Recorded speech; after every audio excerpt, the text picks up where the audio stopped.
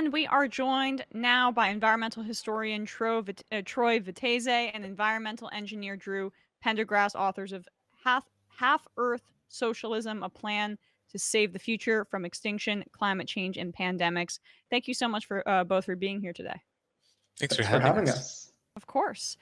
So the concept of half-Earth socialism, just give us a sense of what you mean by that. I'll start. So Half-Earth Socialism is basically two projects in one, and one is to really think through what socialism is.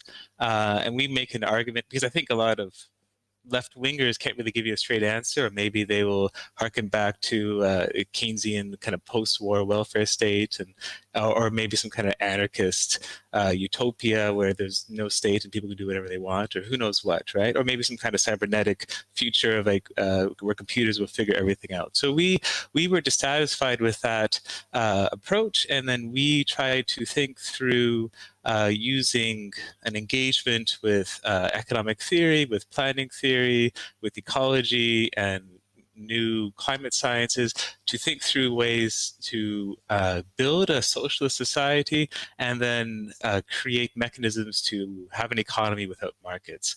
And so that's, and there's many ways to do that. People can decide different levels of energy production, how they produce their energy, how they produce their food, and kinds of transportation. But we should decide collectively how we will live, basically. So that's one part. The second part, and why we call it Half-Earth Socialism, is that when we approached those questions, we came up with what we thought would be the best solution, and that would basically be giving people a somewhat modest but still decent living standard, lower than is maybe normal in the global north, but much higher for most places in the global south. It would also incorporate veganism.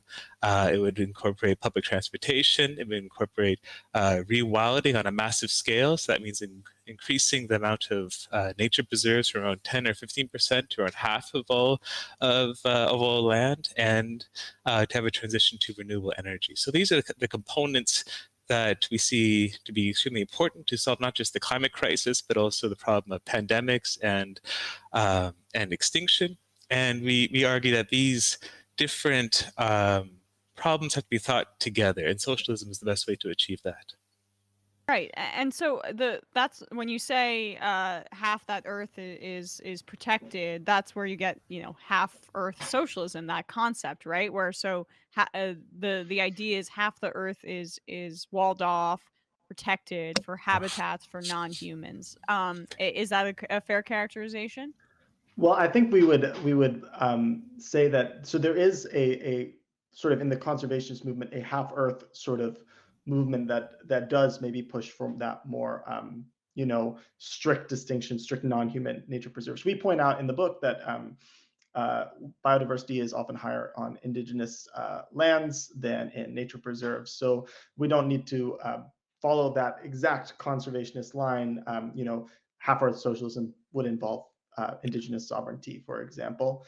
But the point there is that to protect against the ongoing sixth mass extinction in Earth's history, where we're losing species at a very high rate, and we should care about that, not just because we should care about the other things on this planet, but because it impacts us. This planet keeps us alive, it keeps everything going. So we should care about that, and that's driven by ecosystem loss. So we should take seriously this need to have stable ecosystems, and that involves ecosystems functioning healthy in a healthy way.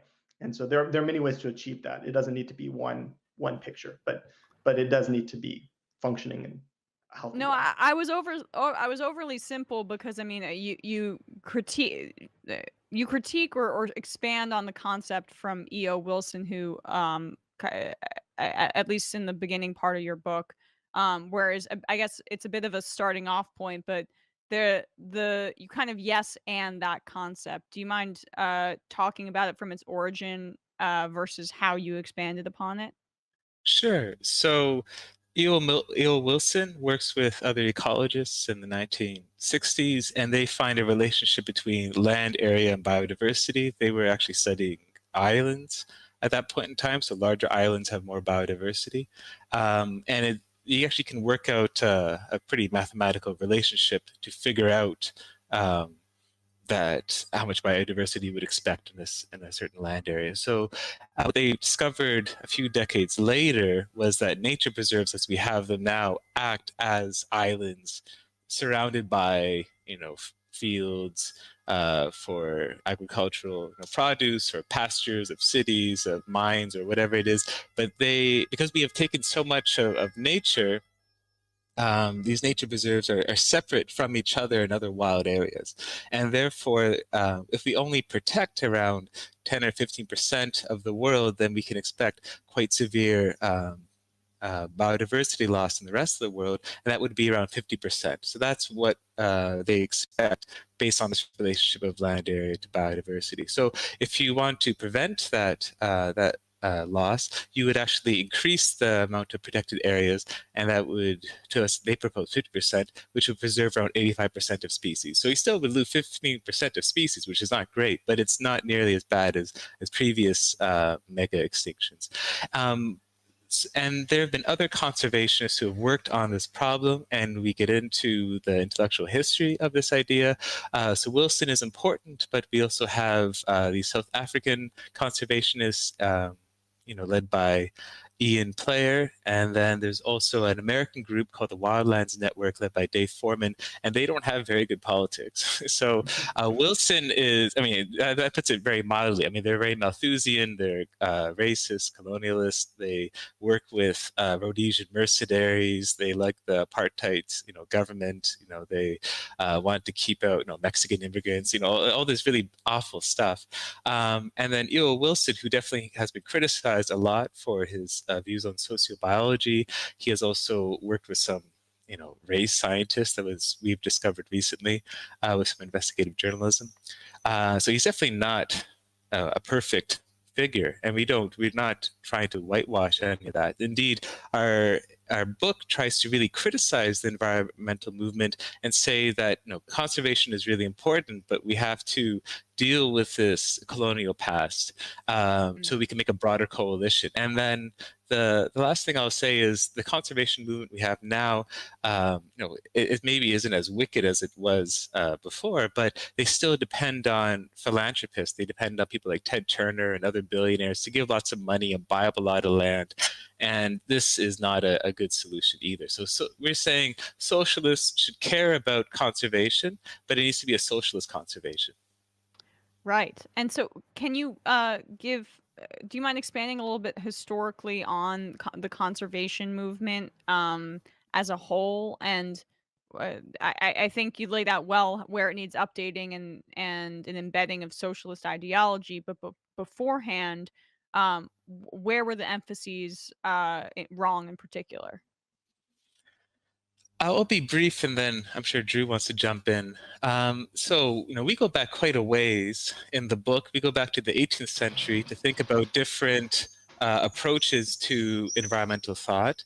And we say there's a Hegelian approach, and that is part of the Marxist tradition as well. And that means we see history as a story of people dominating nature, what Hegel calls humanizing nature, and that means we work in the environment and we transform it and we instill it with human consciousness. And the end of history will be a utopia where all of nature has been humanized. Like everything is a canal or a field or a garden and so forth, right? And that's one tradition, and that has many problems, which maybe we can get into. And the other would be also from the late 18th century is Malthus's attack on utopianism at that time, and he says basically that humans will always have too many children if there's any kind of prosperity that will lower living standards, and it only can be what he calls positive checks of epidemics or starvation or war that will then lower population. So utopia is impossible. And then Malthusian views have become extremely important for the environmental movement in the 60s and 70s, where they see most environmental problems as caused by having too many people, and therefore they have to control population. And that's really that's the very problem dangerous, right? You see the right in modern times adopting that to a degree as well. I would say that the more forward-thinking fascist types. Tucker Carlson has been flirting with that the concept of overpopulation. That's where some of those roads lead. Oh yeah, I mean we've had eco-fascist mass shooters that would say that yeah, there's too many poor brown people and white people need to control other populations through genocide. And again these environmentalists in like the 60s and 70s, they were quite open and saying like we need to stop food aid, we need to let people starve to death. And these are like the cuddly environmentalists that people like, such as like Paul Ehrlich or even like the Limits to Growth project and all that. And then there's worse people, of course, like Garrett Hardin, who comes up with the tragedy of the commons, which is a very widely known concept. He was directly tied to the white nationalist movement in the United States. So there's definitely a really ugly history for sure that leads up to the present. And our point is when we write this book is to say that environmentalists and conservationists really have to give up Malthus, right? And that's important too, because the problem that we're facing with the environmental crisis isn't caused by overpopulation. That's not a major part of the problem, right? The cause of the crisis is capitalism, and then also, if you aren't Malthusian and you're not racist or you're not colonialist, then you can make better coalitions to achieve your goals. Right. Drew, did you want to jump in? Well, I'll just add real quick that there was a reason that the person that Marx hated more than anyone pretty much was Malthus. Like Marx calls him a plagiarizer, which is Marx's worst insult that he can offer in his writing, which is sort of hilarious. Because Malthus is writing against projects of liberation through this angle. So it's really important to remove that. And in terms of, Drew, I want to ask you a bit about this before we move on from some of the concepts that you brought up there. Biodiversity loss and a mass extinction, what we're experiencing right now. No one is talking about this. What does that look like, and what we're going through right now, and what does that loss mean? Yeah. So as I mentioned, I think briefly earlier, this is the 6th mass extinction in Earth's history. So it's especially strange mass extinction because we're going through a mass extinction of insects. That's only happened once before in Earth's 4 billion year history. So we talk a lot about the consequences of this. I think some things that people hear about are a little bit like pollinator loss. So pollinators keep our food coming. So that's really bad. Healthy ecosystems sequester more carbon. We talk about this in the book a good bit about how, if you have, beavers and apex predators and all these things, that creates these healthy ecosystems that are able to really function better in the carbon system. We talk about the biological pump in the ocean where creatures all live in the ocean, they die and they sink to the bottom, taking carbon with them. So there's this sort of carbon cycle aspect of biodiversity too. It's a real tragedy that we're living in this mass extinction, and it's something that we should consider on the scale of climate change as a crisis to be confronted and to overcome. Troy, If I could add a little please. bit, yeah. So I mean, it's funny that people like saying, the Anthropocene all the time. That's a very trendy concept, especially amongst environmentalists in the academy. But what's strange about it is like the real marker for the Anthropocene would be the fossil record, right? It will suddenly see all these species disappearing, but people don't focus about biodiversity. If you talk to ecologists and environmental scientists, they'll tell you that the 6th extinction is as serious as climate change, and perhaps even more serious. But yeah, no one's really talking about it because people don't really care about animals at some level, and I think that's a huge problem. And in this book, we're saying the left needs to care about animals. And I would also say that in some ways it's like an unsexy topic, because the main people want to say, well, climate change is causing extinction. It definitely is, but the main driver is still land use change, and the main cause of land use change is animal husbandry. So when people eat more meat, it's going to cause more extinctions, but people don't want to politicize what we eat, and that's a huge part of this problem. Right. So, how in terms of Well, one, I want to just touch on the land use point, because I- the capitalist solutions to climate change don't really reckon with this. Can you expand on that a bit? In fact, they exacerbate it. Some of the solutions that seem sexy to environmental advocacy groups, or even if there's like, these big conferences where they're talking about solutions, the usage of land is inherent in those proposals, and if you don't mind, touching on why that falls short. Yeah, I think one really interesting thing that people don't really know about. So people hear about the Intergovernmental Panel on Climate Change reports every once in a while when they come out. And, this is where lines like we have 12 years to stop climate change come in, which I don't love that framing. But the way these reports work is that a bunch of people around the world run climate models under various sort of social and economic scenarios that are proposed, that are kind of, you run an economy model, like you run a capitalist economy with a climate model attached, and you see what happens in the future under different assumptions. And a lot of these models that get low amounts of global warming, 1.5 or 2 degrees Celsius above the pre-industrial average, have a lot of carbon dioxide removal in the model. And the main way that they do carbon dioxide removal in the model is something called bioenergy with carbon capture and storage. The idea is that you have massive plantations of trees. The trees absorb carbon as they grow. You cut down the trees and you burn them for electricity. And then you capture the carbon emitted by the trees, you liquefy it, and then you bury it deep underground, like reverse oil mining, basically. And a lot of the IPCC models that get to those low amounts of warming have BECS plantations that are about the size of India, 2 Indias worth of land. So this question of land comes up there, and it's very little discussed, probably because it's not going to happen. Like it's very expensive. It'll cause a lot of biodiversity issues. It's not really a serious proposal, but it does come up in these models. And then there's the meat question that Troy was talking about, which is that something like half of our arable land goes to agriculture, and most of that goes to animal agriculture, which doesn't provide a lot of calories, but it does take up a huge amount of land. It leads to monocrops of soybean and corn so that we can feed those animals.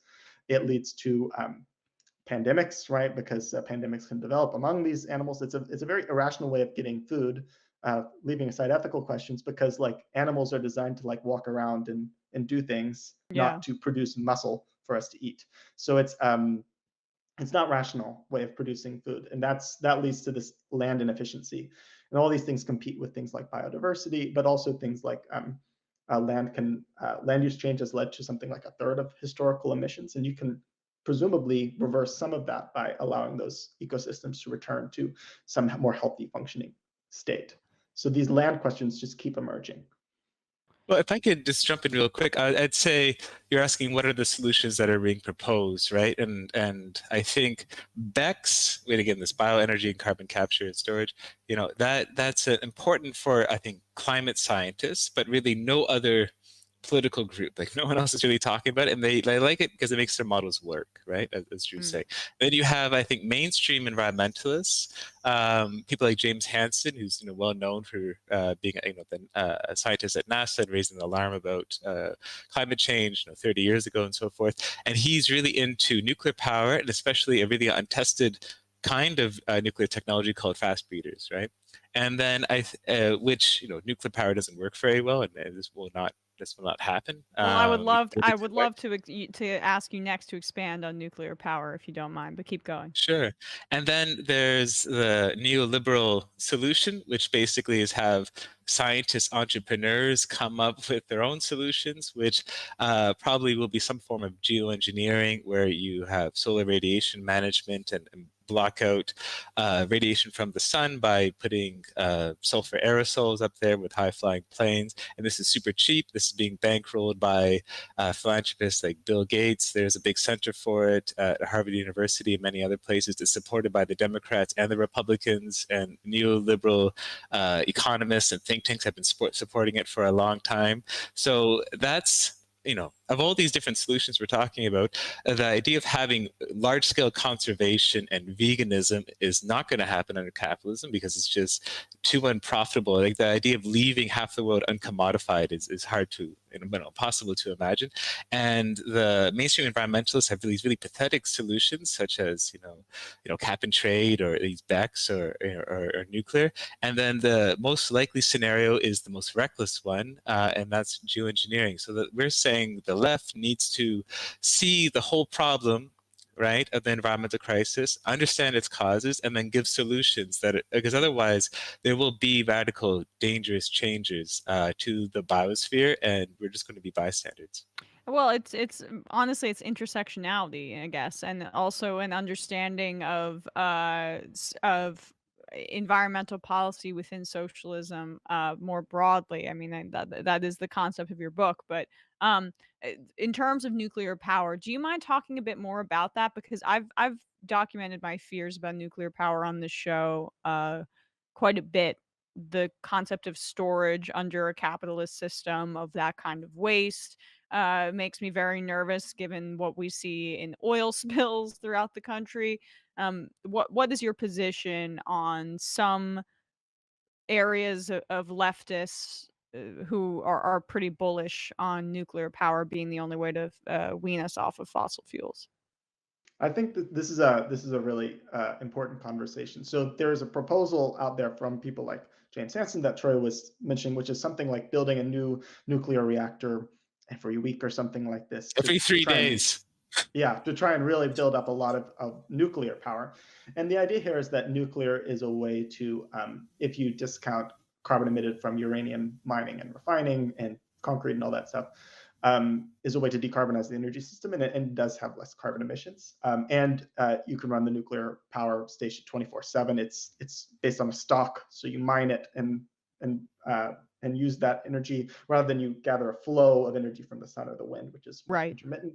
So that's sort of the idea here, is that you'd have a grid there, and then you run it, and then you can avoid some of the issues of renewables. The problem with nuclear, there are a few problems.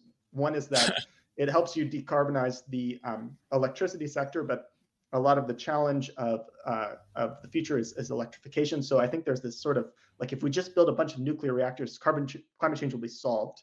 But it only gets you it's only ever going to be a partial solution from that angle. So there's this like kind of almost weird like cargo cult nature of like, if we could just get people to stop being afraid of nuclear power, then climate change would be over. And that's not true. The other part is that nuclear power plants take a very long time to build historically, and they're very expensive, which is why there are these fast breeder reactors that Troy was mentioning, some new technology that's being proposed to help with nuclear power. But those technologies don't work very well because, for example, fast breeder reactors, which can use some of the nuclear waste to power themselves, rely on sodium as a coolant. Sodium explodes when exposed to air. It makes it hard to keep the power plant running. So that's sort of why it's had some problems recently. So it's just a technology that I don't think is able to deliver what people want. And then there's also the fears, right? And they're real fears about nuclear dangers. It's not very popular, so it's not the sort of coalition building place. But maybe I'll let Troy go in on the nuclear bashing. I think it's important to just clarify real quick that what we're not saying is like shut down all the nuclear plants tomorrow. It's just skepticism at nuclear as like the band-aid for everything. Troy, what were you going to say? Well, I would also say it's probably not a good idea to have 50-year-old nuclear reactors to run for much longer than they were built for, which is the situation we're in right now, which is not ideal. I agree with a lot of what Drew said, but I would also add that if you build, let's say, 10 times more reactors than we have now, we have around 400 reactors worldwide, you will use up uranium pretty fast, as in like the stocks that we have, and that means that you have to be going after more and more diluted ores, which will take up more energy, and therefore the carbon intensity of nuclear is going to skyrocket, and so then you're then you're wasting your time if it's not a carbon neutral energy supply. Right. I would stress one more thing, that the odds of a nuclear accident on the scale of Fukushima or Chernobyl are not negligible. I mean, it's estimated there's a 50% chance of it, something like that happening again over the next 30 years. And if you increase the number of reactors tenfold, then the odds are going to be a lot higher. So, and then as Drew's saying, the environmental movement, which is not a very strong movement, but the only thing they're really good at mobilizing people to fight is nuclear power. And I mean, it emerged from as a pacifist anti-nuclear movement in the 60s. So to have mainstream environmentalists to say, oh yeah, we need nuclear power, is like the best way to demobilize the environmental movement, exactly when we need to have broad coalitions and get people to really fight. Right. And in terms of disasters resulting in things like what we saw with Chernobyl, based on the technology that's available to us now, yes, things might have improved, but my perception is that the presentation of its likelihood, when I read about it in mainstream articles, is downplayed significantly. I would agree. I think that's probably fair. Yeah, there's an article Troy cite here that maybe we can offer as a link later on. Yeah, I think it's a little downplayed. Okay. But there's like bad things that happen all the time, right? I mean, was it a few years ago they just discovered in France that they were setting the cement wrong and all, or the concrete wrong, and then it was cracking all these pipes, and they had no idea until way too late. I mean, there's plenty of also small, again, I know people who work in the nuclear industry, and they say there's like small scale mishaps all the time, right? And people are getting irradiated all the time. And I think, and they keep this hush hush because, yeah, they want to keep popular support for it. They want to freak people out because a lot of these reactors are built very close to large cities. But the danger is real, and it's not going to go away. And I think if you're also going to be experimenting with new nuclear technologies like fast breeders or thorium reactors or fusion, I mean, to then say that's going to be safe, like either it's going to be safe or you're going to run out of uranium. I mean, you can't have it either way, right? And you can't even have that. So